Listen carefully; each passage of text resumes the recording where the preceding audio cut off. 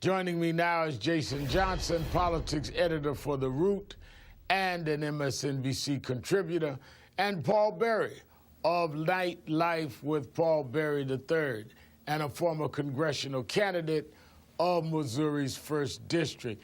Let me start with you, Jason. When we raise this issue again after these horrific killings in Las Vegas, right away the White House pivots to Chicago, Detroit, inferences on black and black crime, really inferring race. Here's what White House Press Secretary Sarah Huckabee Sanders said Monday after the Las Vegas shooting. I think if you look to Chicago, where you had over 4,000 victims of gun-related crimes last year, they have the strictest gun laws in the country. That certainly hasn't helped there. So I think we have to, when that time comes for those conversations to take place, then I think we need to look at things that may actually have that real impact.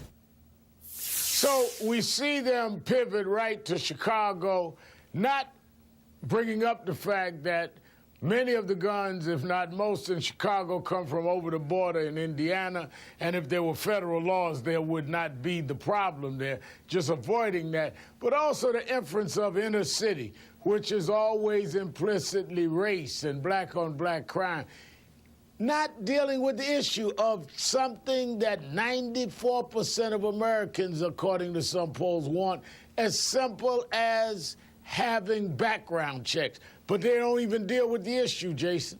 Well, yeah, Rev, I'm not surprised. Look, remember, this is an administration that speaks in the soft, comfortable, and highly recognizable language of white nationalism and white supremacy. So, of course, rather than discussing, I don't know, a terrible crazed shooter in Las Vegas who ruined the evenings and the lives of 58 people, at least at this particular count, let's go talk about what's happening over there. Let's go throw this at black people. Let's throw this at Latinos.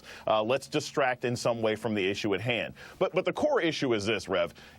Until we have leadership at the congressional and the state level that says, look, everybody can buy guns that they want to, but we have to have some regulations on what kinds of guns you can buy, none of this is going to change. And I don't have a lot of optimism that anything's going to change. If children getting shot in schools, and whether those schools are in the inner city or the suburbs, didn't compel this country to make serious policy changes, I really doubt that deaths at a concert, which could have been much worse given that this guy was apparently shooting at gas tanks, I don't think that's going to motivate Congress to do anything either.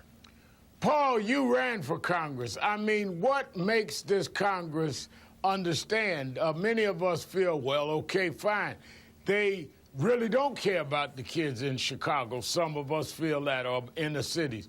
But we saw Newtown and others, I mean, little kids of all communities now being killed, now openly at a concert. And these are the same advocates that want to see you have voter ID to vote, but don't want to have a background check to buy a gun. So they want to put you through more of a process to exercise your voting rights than for people to have the right to have a weapon that can kill you.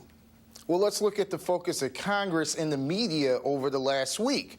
We're talking about bumper stocks. Now, the city of St. Louis has the highest murder rate per capita in the United States. And if I took you, Reverend Sharpton, down to the jail and you ask every murder suspect, do they know what a bumper stock is, they won't know. There's two words that we need to address: mental health. 30,000 gun deaths a year. 2/3 of them are from self-inflicted suicides. And, this is just a continuation of what happens after every single crisis. The right goes to the right, the left goes to the left, nothing gets done. The issue is mental health. I want to, to the people that died and the families that in the Las Vegas tragedy, it was horrible. And I don't think we need to, dismiss the pain and the suffering that's not only happening in Las Vegas, it's happening in St. Louis, Chicago, Atlanta, and every other city. No, and I think we should not compare pain, but we should show equal outrage and empathy for all the pain, whether it is those in Las Vegas or those in Chicago. And one of the things that I think we ought to really bring into this, Jason, is that when you look at the shooter, the murderer in Las Vegas, he was older, white, and wealthy. So all of this profiling of Muslims, of blacks and Latinos, is again disproven. He wouldn't have fit anyone's profile. It is about mental health, and it is about people's equal access to guns, Jason. Well, I disagree. I don't think this is a mental health issue. This is an access to weapons issue, okay? The problem is not that cars are dangerous only. It's also that people go in drunk. Look, at the end of the day, there's absolutely no way that anybody could have predicted that this guy was going to go out and try and murder several hundred people. There was no way that anybody could have predicted that Dylan Roof was going to march into a church and shoot people. There's no way to predict that these regular, seemingly normal, oftentimes white men are going to go into movie theaters and kill people. So the only way you can prevent this from happening is limiting their access to weapons that allow them to do it so easily. And we can't profile every potentially crazy person in the country, but what we can do is keep them from getting to the weapons. This mental health thing, I think, is an absolute waste of time, because half the time with some of these recent shootings, they wouldn't have prevented these people from getting access to guns.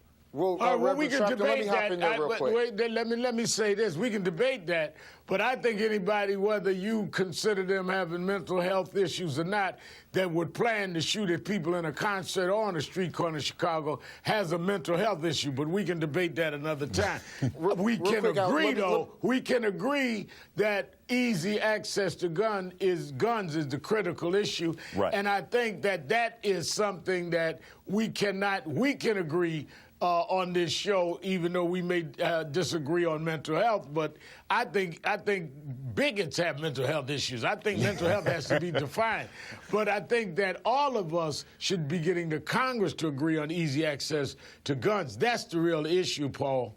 Well, Al Sharpton, first of all, how is Jason going to say mental health is the issue when 2/3 of gun violence happen from one person killing themselves inside their house? So once again, we're pushing false solutions. You can't say that depression is hold always on a for a mental health second. issue. I let you talk, so it's my turn. Bottom line is that you can't stop heroin from coming across the borders. So if I put 2 handguns on every brick, or 2 handguns on every illegal alien, or 2 handguns on every marijuana, let's talk about solutions that are actually going to do something. To say mental health, now, on this certain circumstance, it may not have captured this guy.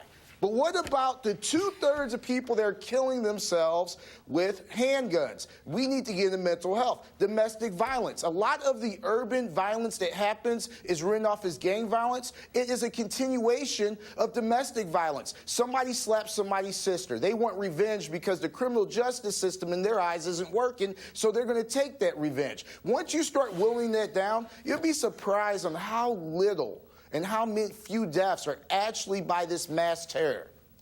How do you propose to find out who in this country is depressed enough that they're actually going to, so you're just going to line, you want to talk about a violation of rights. You just want to line everybody up and say, hey, you're too depressed to buy a gun, you're too depressed to get a car, you're too depressed to have a job. No, that doesn't make any sense. It is impractical. It is much better to say, look, you can't get access. I'm sorry, you were talking over me, now I'm talking. Since those of us are talking about solutions and not just sort of talking points, if you're saying we need to understand what kind of danger people are actually I think both of you are getting off the issue, and this is why we're having a problem getting legislation.